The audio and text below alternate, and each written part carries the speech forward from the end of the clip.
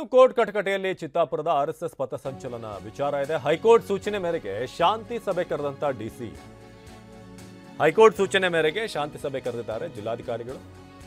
October 28ರಂದು ಬೆಳಗ್ಗೆ 11:30ಕ್ಕೆ ಶಾಂತಿ ಸಭೆಗೆ ಆಹ್ವಾನ ಬಂದಿದೆ.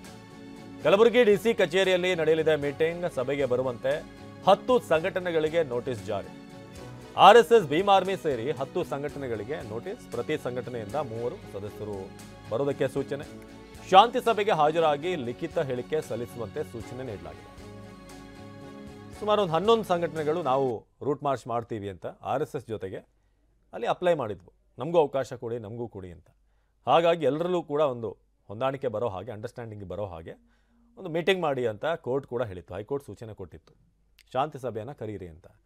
ಸೊ ಅಕ್ಟೋಬರ್ 28ನೇ ತಾರೀಕು ಬೆಳಗ್ಗೆ 11:30ಕ್ಕೆ ಶಾಂತಿ ಸಭೆಗೆ ಈ ಒಂದು ನೋಟಿಸನ್ನು ನೋಡ್ತಾ ಇದ್ದೀರಾ. ಸದರಿ ವಿಷಯ ಕುರಿತ ಹಾಗೆ ಜಿಲ್ಲಾಧಿಕಾರಿಗಳು ಕಲಬುರಗಿ ದಿನಾಂಕ 24ರಂದು ಒಂದು ಸೂಚನೆ ಕೊಟ್ಟಿರೋ ಪ್ರಕಾರ ಕೋರ್ಟ್ ನಾವು 28ನೇ ತಾರೀಕು ಮೀಟಿಂಗ್ ಮಾಡ್ತಾ ಇದ್ದೀವಿ ಅಂತ.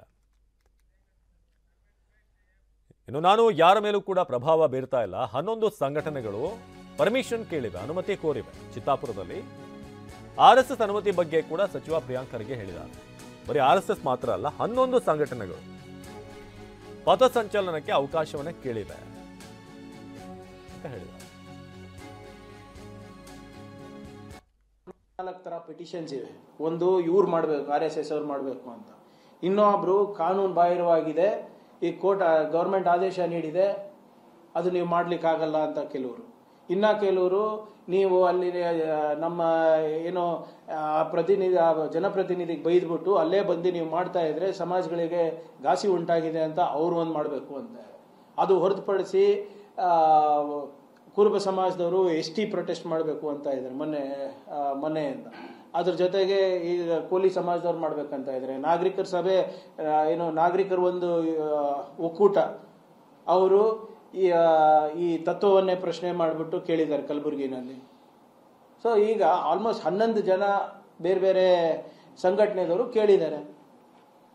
ಈಗ ಇಂಥ ಸಂದರ್ಭದಲ್ಲಿ ಏನು ಮಾಡೋ, ಶಾಂತಿ ಸಭೆ ನಡೆಸಕ್ಕೆ ಕೋರ್ಟ್ ಹೇಳಿದ್ದಾರೆ, ನಡೆಸ್ತಾರೆ ಅಧಿಕಾರಿಗಳು. ಆದರೆ ಏನು ಔಟ್ಕಮ್ ಇದೆ, ಅವ್ರೇನು ಅನಿಸಿಕೆ ಇದೆ ಯಥಾವತ್ತಾಗಿ ಕೋರ್ಟಿಗೆ ಸಬ್ಮಿಟ್ ಮಾಡಲಿಲ್ಲ. Court take an order, take A decision. ನಾವು ಇಲ್ಲ, ಸರ್ಕಾರ ಅಂದ್ರೆ ಅಧಿಕಾರಿಗಳಿರ್ತಾರೆ, ಅವರೇ ಎಲ್ಲ ನಡೆಸ್ಕೊಡ್ಬೇಕಾಗಿರೋದು. ಶಾಂತಿ ಸಭೆನ ಅವ್ರು ನಡೆಸ್ಕೊಡ್ತಾರೆ. ಅವರೆಲ್ಲ ಅಲ್ಲಿ ಏನು ತೀರ್ಮಾನ ಆಗ್ತದೆ ಅದು ಕೋರ್ಟಿಗೆ ಸಬ್ಮಿಟ್ ಮಾಡ್ತಾರೆ. ಕೋರ್ಟಲ್ಲಿ